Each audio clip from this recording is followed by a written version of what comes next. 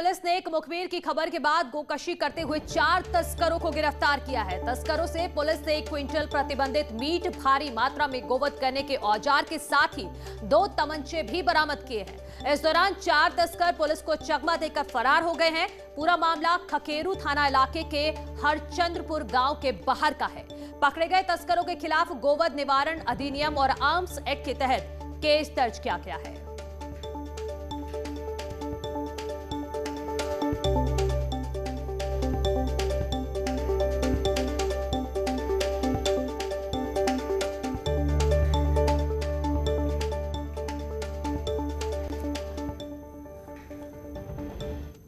उनके वर्ष को खराब नहीं जाने देना, ये दुनिया के इतिहास में एक नया मानक स्थापित किया है हिंदुस्तान ने, और इसीलिए दुनिया के तमाम देशों ने इस बात को प्रशंसा भी की है। अभी भी ये जिस तेज़ी से इस बीच हम सोच रहे थे कि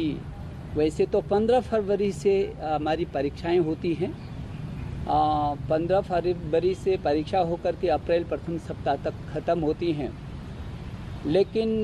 पीछे के समय में कठिनाई को देखते हुए हमने एक बार स्थगित किया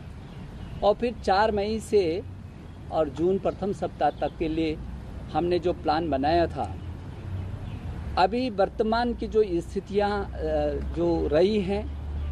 हमारे देश के प्रधानमंत्री जी ने आज एक तत्काल प्रभाव से एक बहुत उच्च स्तरीय बैठक का आह्वान किया। उनके सानिध्य में हम लोग आज बैठे और उनका जो मार्गदर्शन मिला छात्रों के हित में, क्योंकि हमारे लिए सबसे महत्वपूर्ण छात्र की सुरक्षा है और उसकी रक्षा है और उसके बाद उसका भविष्य। प्रधानमंत्री जी का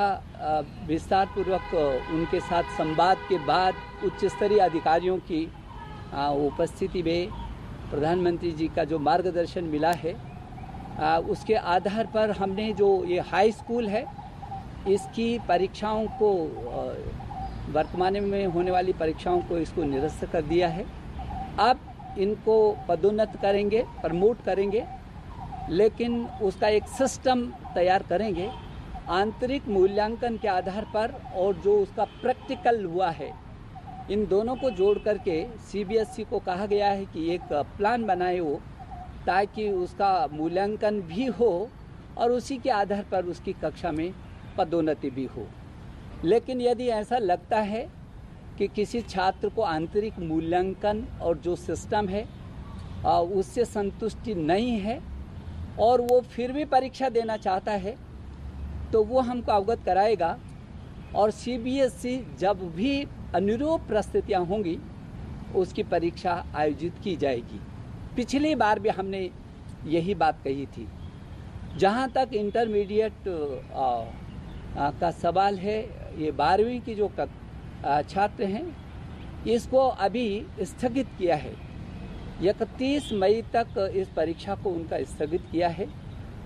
1 जून को आगे की तिथियों को हम सुनिश्चित करेंगे कि कब उनकी परीक्षाओं को करना है।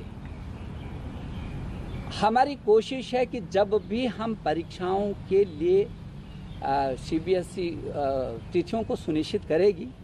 तो 15 दिन का हम ज़रूर मौका छात्र छात्राओं को देंगे, ताकि किसी प्रकार की उसमें भ्रम की स्थिति न बनी रहे। मैं देश के प्रधानमंत्री जी का बहुत आभारी हूँ कि उन्होंने, चाहे वो नई शिक्षा नीति हो और चाहे वो ऑनलाइन पीएम ई विद्या का विषय रहा हो, देश के 30-33 करोड़ छात्रों के साथ पीछे से चट्टान की तरह उनका हमको जो मदद मिलती है, सहयोग मिलता है, जो मार्गदर्शन मिलता है, जो हमको संरक्षण मिलता है, शायद ही किसी देश के प्रधानमंत्री जो सीधे बच्चों से संवाद करते हों और उनकी कठिनाइयों में हर हालत में उनके साथ पूरी ताकत के साथ खड़े नज़र आते हों। मैं अपने प्रधानमंत्री जी का इस अवसर पर मैं हृदय की पूरे देश के इन 33 करोड़ अभिभावकों की ओर से, 33 करोड़ छात्र छात्राओं की ओर से और अपने जो 1 करोड़ 10 लाख से भी अधिक अध्यापक हैं उनकी ओर से, और जो 15 लाख से भी अधिक स्कूल हैं उनके भी ओर से अपने देश के प्रधानमंत्री का आभार प्रकट करता हूं कि ऐसे विषम परिस्थितियों में उन्होंने हमको मार्गदर्शन दिया अब ये बच्चे की सुरक्षा भी होगी और निश्चित रूप में उसके भविष्य को भी हम अच्छे से संवार सकेंगे। ये कुल मिलाकर के ये CBSE बोर्ड में जो इन परीक्षाओं में 35,80,000 के आसपास छात्र प्रतिभागी होते और 20 लाख से भी अधिक छात्र इसमें हाई स्कूल में हैं।